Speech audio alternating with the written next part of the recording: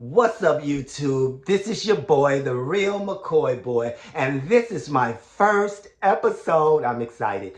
My first episode of the Real McCoy Boy Chronicles. I will be chronicling key things that happened in my life that I found interesting, I found scary, I found important. Yes, you read it right. I got shot and I didn't even know it. It happened. I got shot and I did not even know it. Now, I figured it out way ahead of time. But it happened. Now, let me give you a little bit of background of who I am and just a little and where I fit in with as it relates to my siblings as it relates to my siblings. My mom had 12 kids. I am the baby. I am second from the baby. My little brother Carlos is the baby. Now, these names they're not the names of my brothers and my siblings, but I'm going to use names similar to them just to protect their names and protect them. My mom, let's talk about her just for a little bit. She was there. So I want to talk about her just a little bit, just to get you to know how she is. And she is one of the coolest people I have ever come across. Even now in 2024, I still mark her as one of the coolest people that I've ever met. She was a beautiful human being. She was real, she was honest, she was God-fearing. Love you, mama. Miss you, ma. And she just was all around cool, beautiful human being. There's parents out there that didn't even raise their kid, that the kid doesn't get along. I've talked to people and they don't get along with their mom. I hear them cussing their mom out, other people cussing their mom out. I mean, I couldn't imagine or fathom some of the stuff that I've seen people do as it relates to around their mom or to their mom. I didn't even cuss in front of my mom. None of my brothers or sisters smoked around my mom. The people that I've come across that didn't have respect for their mom or didn't care for mom or wasn't raised by their mom, I have a stronger appreciation for my mom. Even though I've had a strong appreciation for her anyways, I have an even stronger one because of the experiences I've come across through the years with people who just didn't have a mom like I did, a mama like I did, my mom. Now, she was a parent. I'm not saying she was a good parent friend or good parent, cool parent or cool parent friend. She was just a cool human being who happened to be a parent because she parented. Definitely, she parented us. She cooked every night, dinner every night. We did not go out to dinner. She cooked. She was hands on. She was hands on to my older brothers and sisters, my older siblings, but they all were out of the house by the time um, one that I got shot, and just they had been out of the house for a long time because for one, they didn't live in Michigan with us anyways. They lived in Chicago, and that was her first husband, kids, my brothers and sisters. Those were their kids. And then when she divorced their dad, she met my dad in Michigan. My dad was a minister. He was really strict, and that made my mom strict as well. Now that as I got older, I realized that she was strict mainly because she was married to my dad, not more so than because once she divorced him, she was a little bit more lenient. And I had a curfew, but after a while, she didn't enforce it anymore. It wasn't like she was a bad mom or neglectful. She just realized that I made it home. Came home safe, and she didn't push the issue anymore. Now, at first, she did. She, she would bring it to my attention once I made it back from wherever I came from. Because I have to tell you, when I was in my teens, my early teens, I was out with adults. I was at clubs with adults. I was getting into clubs because I was with adults. And I shouldn't be saying this, but the clubs were not carding anybody. They were letting me in because I was with adults. I was with like 2 or 3 different adults, and they just let me right in. But so, and plus I was spending a night in some of these cities outside of the city I lived in Michigan, throughout Michigan. And like I said, after a while, she didn't enforce it. And I guess she looked at it as, my kids are good kids. I graduated from school, so she let up on us. She was just a cool person.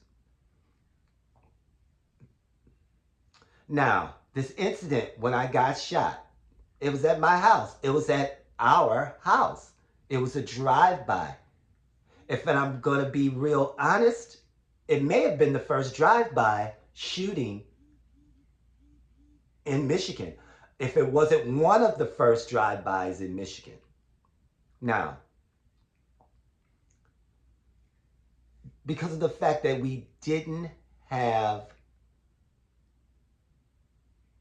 it wasn't as violent or dangerous when I was growing up. You can walk the streets any hours of the nights. Some of those nights I was out there with my friends at night walking around. It wasn't that violent and dangerous. Even though this story is about me getting shot, like I said, it could have been one of the first drive-by shootings that ever happened in Michigan. It just wasn't that dangerous. And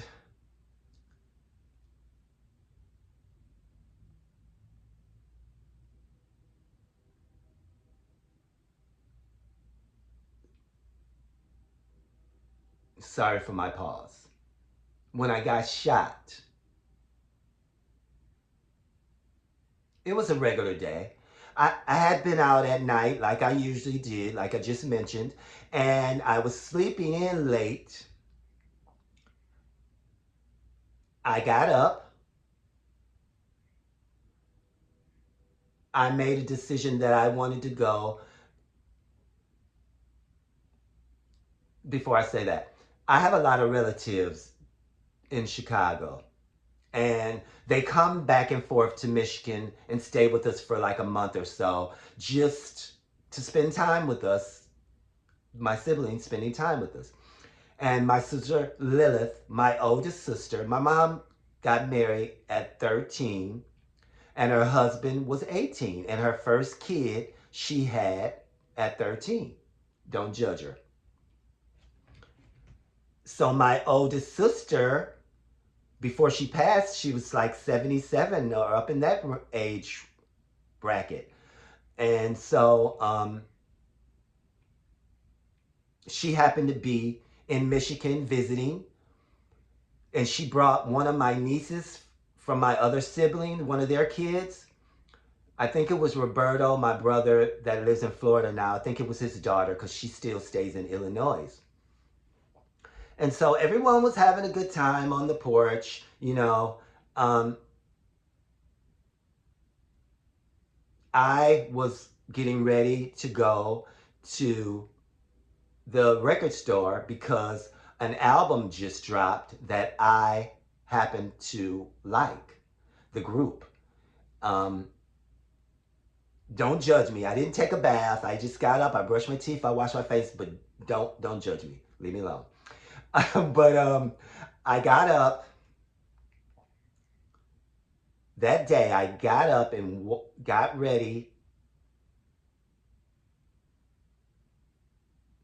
But let me say this first. Let's start with this. My sister, Janice, she was one of the last four. Like it's Janice, Geneva, me, your boy, Real McCoy boy, and then my little brother Carlos. Now, my sister Bibi and my brother Roberto and Gene, though my two brothers Gene and Roberto, they were on their way out of our house. They were on their way to moving and doing their own adult stuff.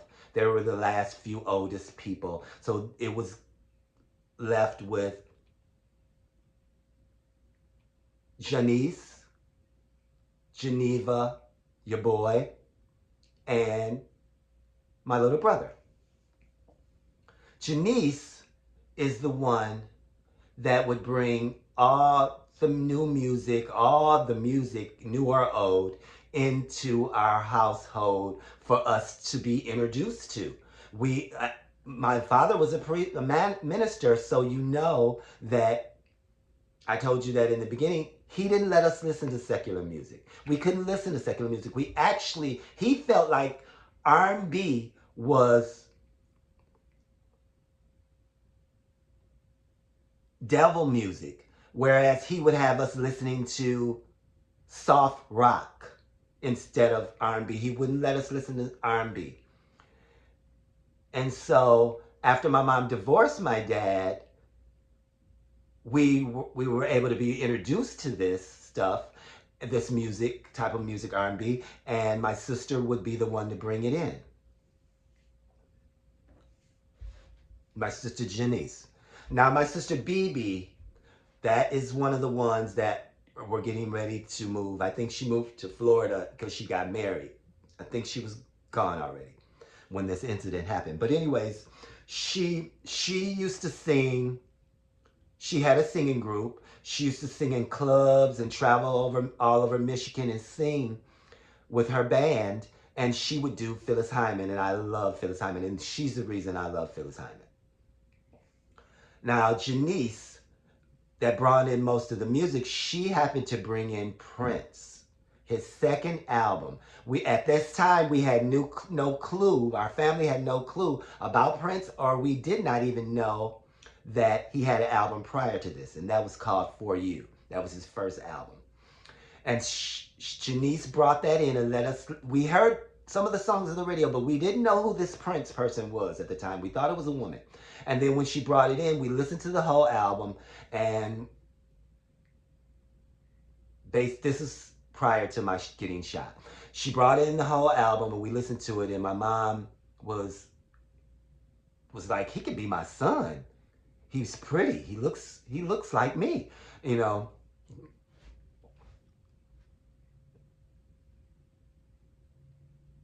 And so it came to the point where I was getting old enough where I can decide what music I want to listen to, or what music she brought in that I would start liking and continue to listen to, which was probably all of it. But stuff that I would spend my money on was probably not some of the stuff that she brought in, but I still would listen to what she brought. I just bought my own stuff because I was starting to develop my own taste.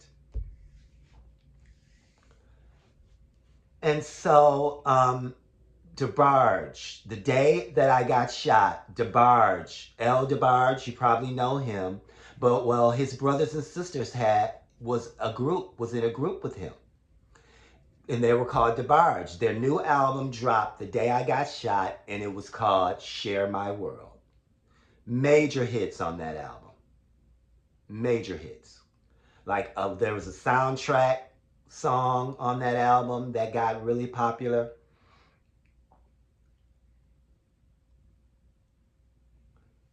And I wanted that album. I was geeked. It dropped that day. I was like, I'm going to pick up that album.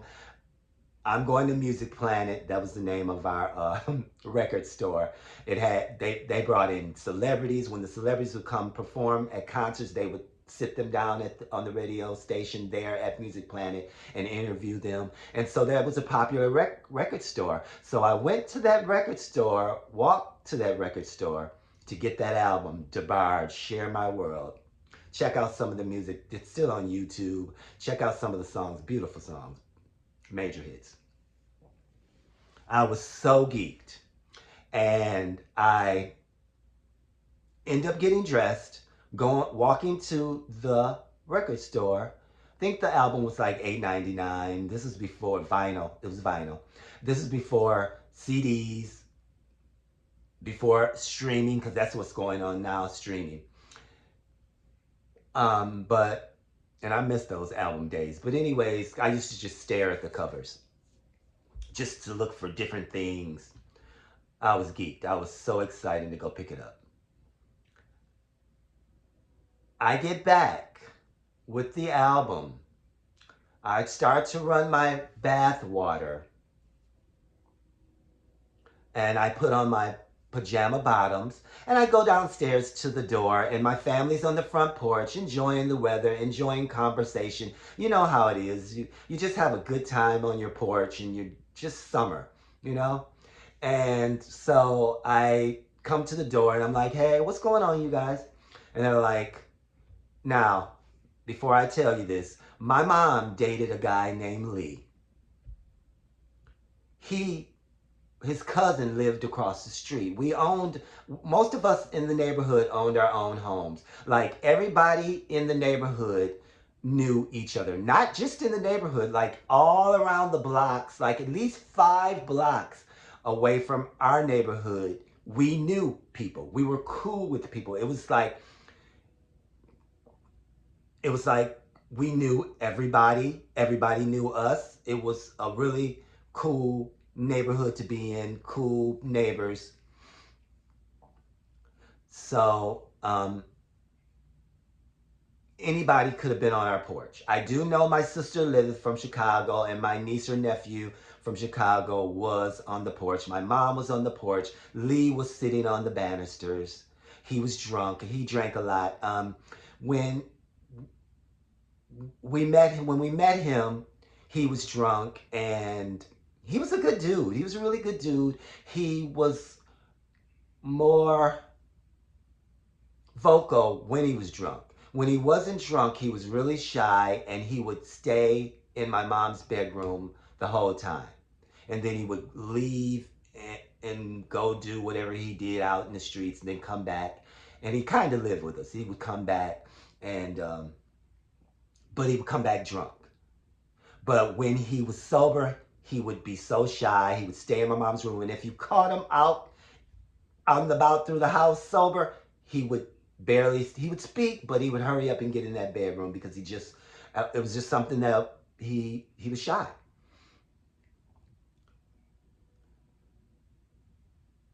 So I bought the album. Now, mind you, you already know what Prince looks like. If you're not familiar with DeBarge, you know what Prince looks like. And he was a beautiful human being, beautiful looking human being. And DeBarge was the same. They were some of the prettiest entertainers I ever came across or ever saw in my life. But that wasn't the only thing about them. They were making major hits. So I wanted their album. And when I got it, I looked at it and stared at it for a long time because they were beautiful people. It was 4 boys and a sister and a girl. And they were all brothers and sisters. They were from Grand Rapids. And so back to the story though.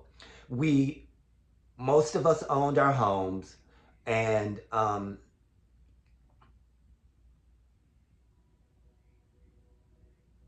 Keyshawn, my mom's boyfriend's cousin, lived across the street, as I said. Lee is my mom's boyfriend. He was sitting on the banisters. He was kind of slumped over because he had been drinking. So when I got to the door, I asked my family, hey, what's up, y'all? What's going on out here, y'all? And they were like, Keyshawn's over there beating up his girlfriend. And I was like, wow, okay. And so people were watching, everybody was watching and seeing how it was going to turn out. This is key, because Keyshawn is a key part of, and his girlfriend is a key part of the reason I got shot. So when I was running my bathwater, I went back upstairs to turn off the water because it was getting high in the tub. When I got back downstairs, I came back to the door and was like, to check and see what was going on. Was he still beating her up? And he was still beating her up. He was dogging her. Like, he was doing her so bad, so bold. And at this time, her sister was getting ready to pull up in a car with someone. Now, also at this time, Lee had went over there because of the fact that it was getting so ugly in the fight that he just had to go over there and break it up. He felt the need that it was time for him to go break up this fight because it wasn't stopping. Well, her sister was coming and she saw Lee enthralled in the fight, not knowing that he was trying to break it up because she just got there.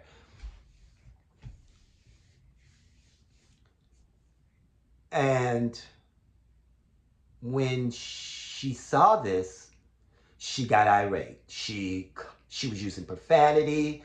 She tried to fight Lee.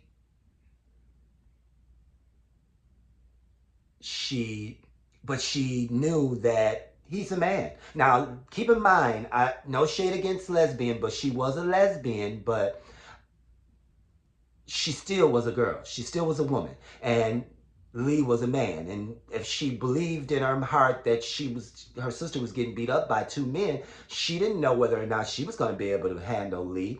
So she left.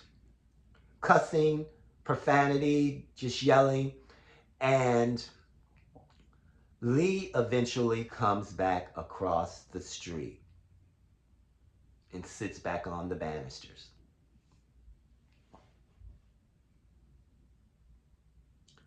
And I'm in the doorway still.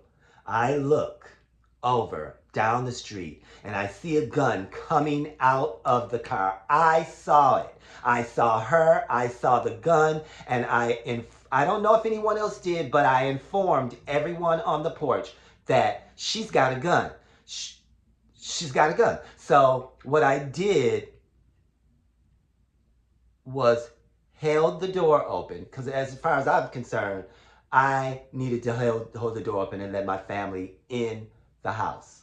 I did not want any of us to get hit by a stray bullet. Now, I believe she shot out once as we were trying to run into the house, but then she shot again.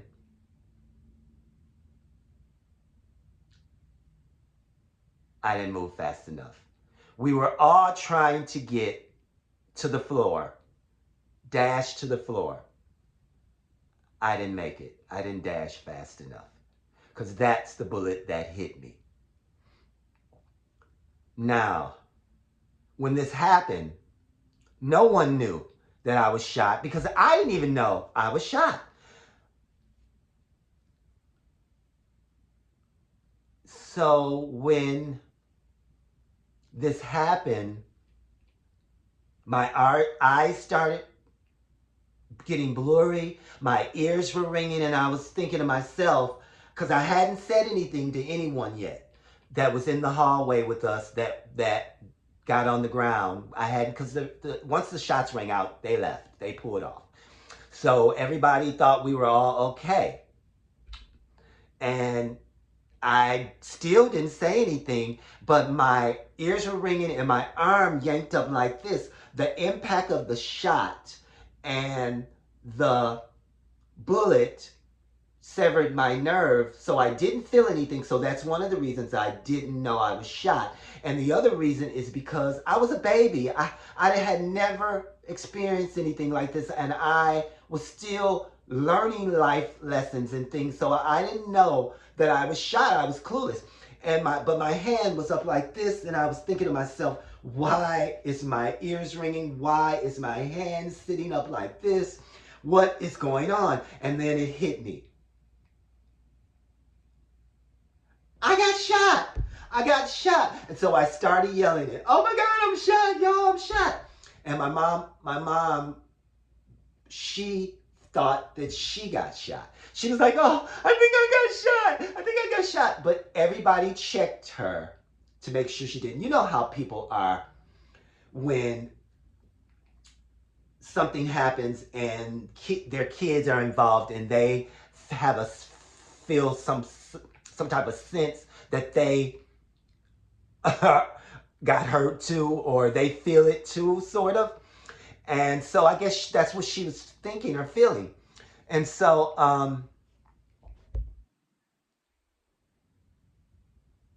once we realized she wasn't shot, everybody turned towards me to see how bad it was that I had gotten shot. And before everybody was able to do this, well, a couple did before all of them did. And they were just like, I guess, sort of kind of consoling me. And I got weaker and weaker and weaker. And as I was getting weaker, I looked over and blood was dripping, but my ears were still ringing. My eyes were still not in focus. It was still like a 3D scene out of a movie. It really, really was. And as I was bleeding, and I started leaning back up against the staircase and the wall, and my hand automatically went down on its own. I got weaker and weaker, and I was just leaning back, and then just waiting for an ambulance to come. There was so much commotion going on because you got to understand, this happened really, really fast, like fast. And all this commotion was going on, and the ambulance came.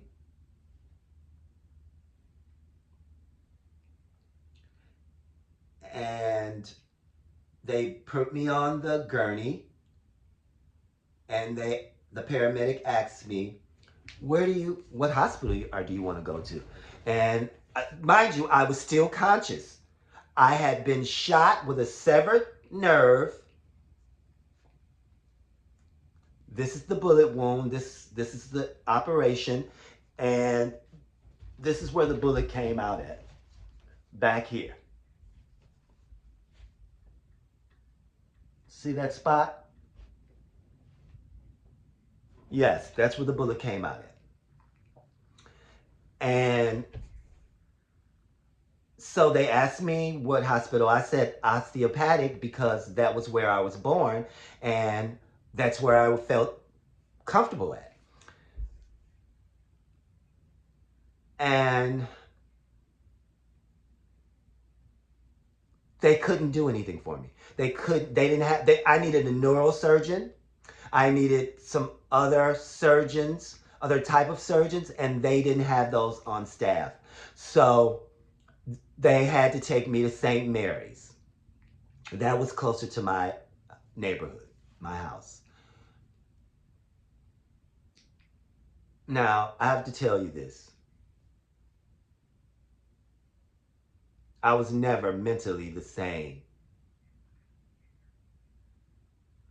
after this happened. You have to understand, I am fresh into my preteens, and I get shot. I would have never foreseen something like this if you would have asked me. I would have never foreseen anything like this. So mentally, it took a toll on me. And even now in 2024, it still takes a toll on me. Even in the past years, it's taken a toll on me because I have to tell you, one side of my chest is not the same size as the other side of my chest. And that stems from me getting shot. I've worked out. I've had many workout regimens. When I want to go to an event and I have an outfit that I want to wear to feature my chest, I try to work out. It never worked. My chest never moved, never changed. So one side of my chest is sort of nice, nice pecs, but then the other side is almost caved in, so to speak. And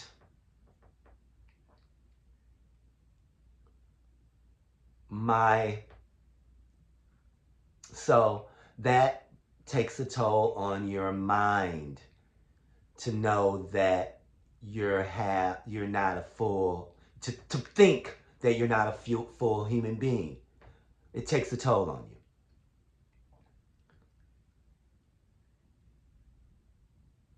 Now, what the neurosurgeon had to do to me is he took out arteries out of my groin and put them in my neck. Now, the doctor also told me that if I had not moved any faster out the way of the bullet, I'd be dead. It was that close to my neck. So it was nobody but the Lord. It was nothing but the Lord that I'm here right now talking to you about this. And a side note, it happened Friday the 13th. And so I felt it prudent to bring this first Real McCoy Boy episode, Real McCoy Boy Chronicle episode to you on Friday the 13th. Now, mind you, my side of my dad's side of the family automatically has definition, muscles, chest, everything. Like I grew up with, my body was automatically muscular. I didn't have to do anything. I had never done anything, and I had muscles, and we didn't have to do anything. So when I lost that, you can imagine how it took a toll on me. See, look at the definition. Not trying to show off or anything because I'm not super muscular, but I'm just saying I have definition in my arm. And this arm is the good arm, and I can raise it up high. This arm, this is as far as I can go. Look how I lean just to get it up there. That's what the gunshot wound did to me. Now, it also gave me a, a light case of scoliosis. Now, I've done a lot of squats, workout regimens, and I kind of thought that my scoliosis is probably in remission. But I can't be sure because there are times that I sleep the wrong way and I can't even walk. Because let me tell you, the doctor had already told my family that I wasn't going to be able to walk. If I didn't already say that, they told them that I wouldn't be able to walk. I had staples here, staples in my groin, and I wasn't supposed to be able to walk, according to the doctors. I was sent to physical therapy. I wasn't good at physical therapy.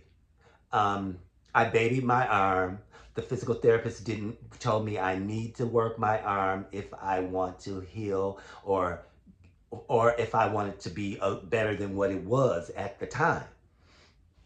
Because it was never going to be 100% natural right arm.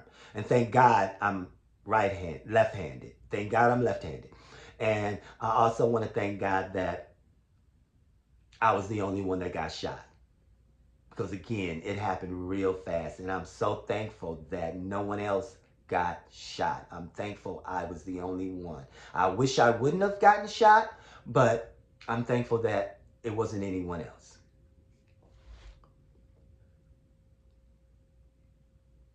So I went to therapy, physical therapy. I did as much as I possibly could. I wore a sling for some months. I wore it longer than I would have normally had to wear it, that the doctor assigned me to wear it, but I babied my arm. Like I did not feel right about my arm, usage of my arm. I was just not ready to use my arm. And so I babied my arm for a long time. I might even still be babying it now because I'll tell you, at some of my workplaces, my coworkers, when they look at me and they see me doing something specific, a task specific to my arm, they could tell that it doesn't look normal. I mean, I can fool you if I don't let you really look at it that hard, but if you focus on it, you'll see some of the things that aren't the same as a regular arm. Now, it doesn't look deformed, but I hold my fingers differently when I'm doing something as it relates to my left hand, which I'm left-handed. I hold my fingers differently, and that's how you can tell. And there's been times that I had something light in my hand. Now, I can carry heavy stuff, but if I have something light in my hands, it can fall out of my hands. Like, it can fall out of my hands and I won't even know it until I look down there. I have to look, when I'm carrying light things, like a piece of paper or something like that, I have to look at my hand that's carrying it in order for me to make sure that it's still there, because some of my feeling will never come back. And you know how it feels when your foot falls asleep or when your hand falls? That's how half of my arm feels, or one side of my arm feels all the time. Like it's never gonna go away. Now I can move them, but this one and this one is numb, like it's sleep all the time. All up in here. Like if my finger's itching, I can rub this and it'll be scratching my finger. That'll stop the itch because it's that numbness. I'm moving around and making that numbness activate. But yeah, that was a real detrimental time in my life. Like, I recovered fast, and when I say recovered, I got out the hospital in a week. Now, after the operation, I was still unconscious, and my mom said to me, "You look like you was dead. You just look so bad. It's so weak." It scared me, and I'm sure it did scare her. Like, I'm her almost second from her baby. There, she has 12 kids, and I know she would be upset about any of them getting hurt, but the one that has been the one of the ones that's been in the house, that's still in the house with her, and it's closer to her than the rest of them because nobody's hardly there anymore.